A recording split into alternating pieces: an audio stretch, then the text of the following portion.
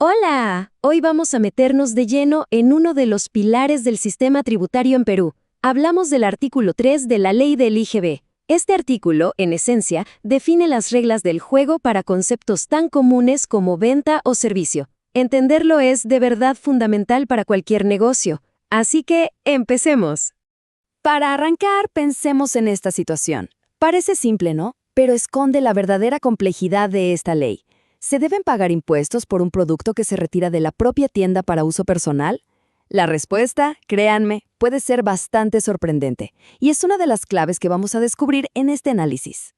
Ok, vamos a lo fundamental. Cuando la ley del IGB habla de venta, no se refiere solo al típico intercambio de un producto por dinero.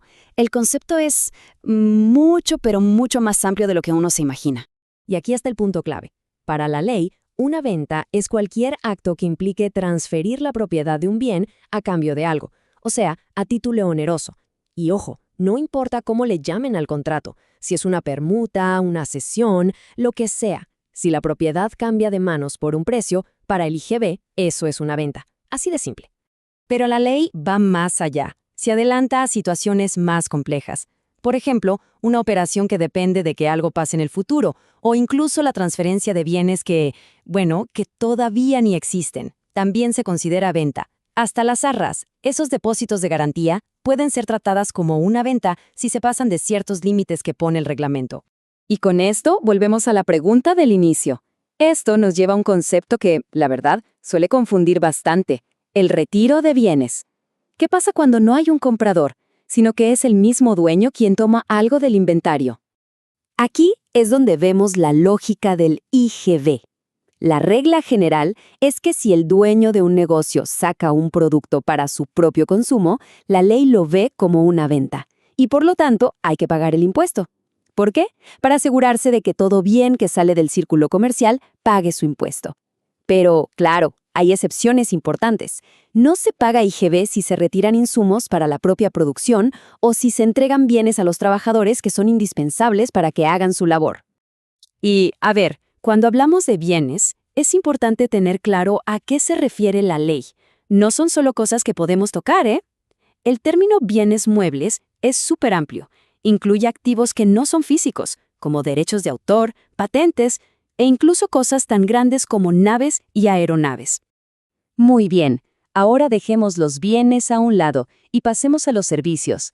En este caso, la ley tiene otro juego de reglas para decidir cuándo una prestación debe pagar el IGB. La fórmula es bastante clara y tiene dos partes. Primero, que la prestación del servicio genere lo que la ley del impuesto a la renta llama rentas de tercera categoría.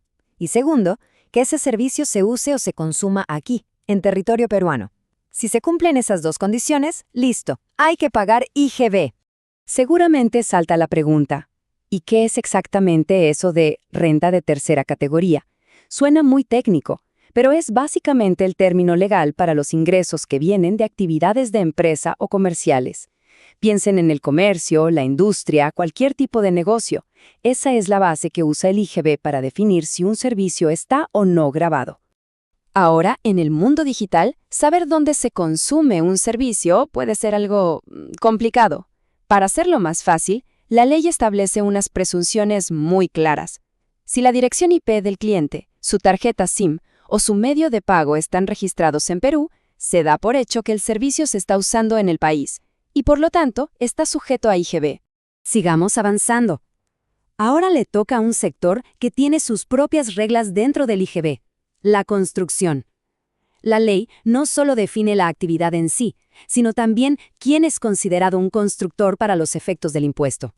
Para que no haya ninguna duda, la ley no deja la definición de construcción a la libre interpretación.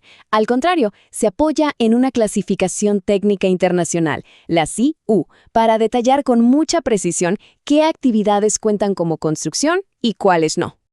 Y bueno, ¿qué es la CIU? Son las siglas de la Clasificación Internacional Industrial Uniforme.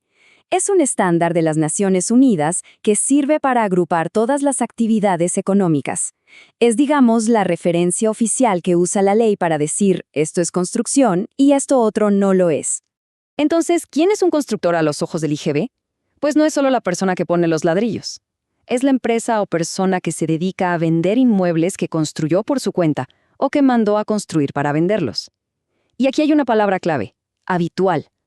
Esto significa que tiene que ser una actividad recurrente, no una venta que se hace una única vez. Y para terminar, llegamos a cómo la ley del IGB se ha ido adaptando a la economía de hoy. Vamos a hablar de los servicios digitales, un área que cada vez es más importante para todos los negocios. La definición, la verdad, es bastante directa. Un servicio digital es aquel que se da de forma automática a través de Internet y que, en el fondo, no podría existir sin la tecnología. Las claves aquí son la automatización y que depende sí o sí de la red. Para que quede súper claro, aquí van algunos ejemplos del día a día. El streaming de películas o de música, el almacenamiento en la nube, las plataformas de videoconferencias, la publicidad en línea. Todo eso se considera servicios digitales y, por lo tanto, están dentro del alcance del IGB. Y con esto cerramos nuestro recorrido por las definiciones clave del artículo 3. La pregunta final es más para la reflexión. Con estas reglas sobre la mesa, ¿estamos seguros de que cada operación de un negocio está alineada correctamente con la ley del IGB? Porque, como se dice, el diablo suele estar en los detalles.